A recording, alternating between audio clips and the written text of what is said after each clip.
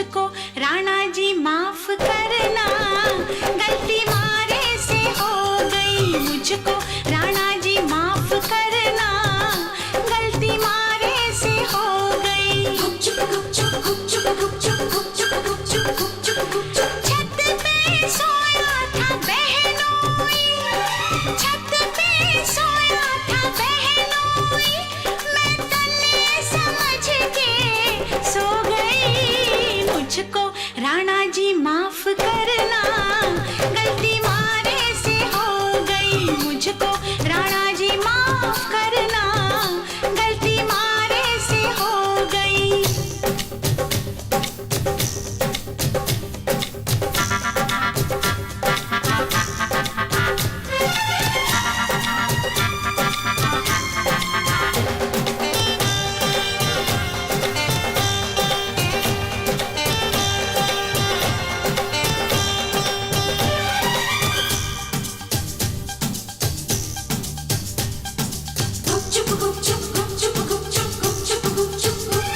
हाय बहनोई तो बहनोई ठहरा, क्यों ना पहचाना तूने पिया जी का चेहरा।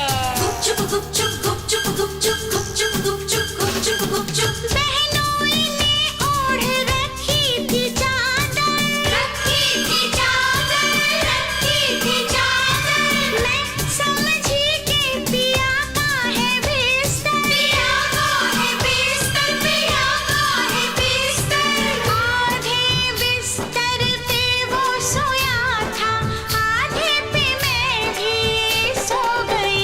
ये मुझको राणा जी माफ करना, गलती मारे से हो गई। मुझको राणा जी माफ करना, गलती मारे से हो गई।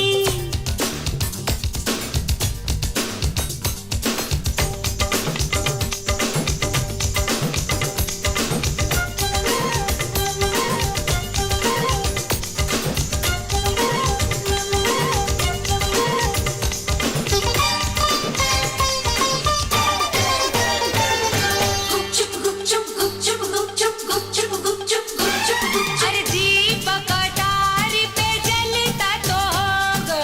गुपचुप गुपचुप गुपचुप गुपचुप गुपचुप गुपचुप गुपचुप गुपचुप। दीपक अटारी पे जलता तो होगा, छिटकी तो होगी छत पे चंदनिया।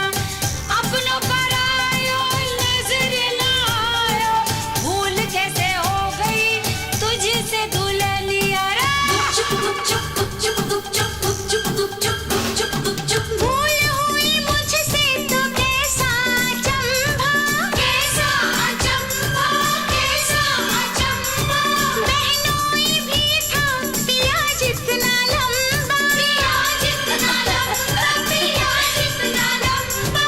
चूर थी मैं दिन भर की थकन से, पड़ते ही बिस्तर पे सो गई।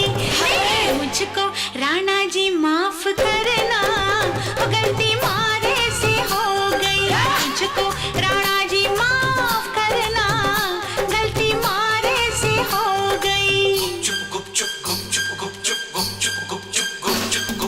सोच रहे थे हम सब जैसा,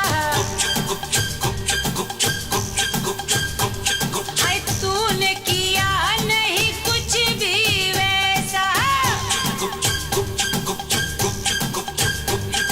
मुखड़े पे तेरे सज का उजाला, रात की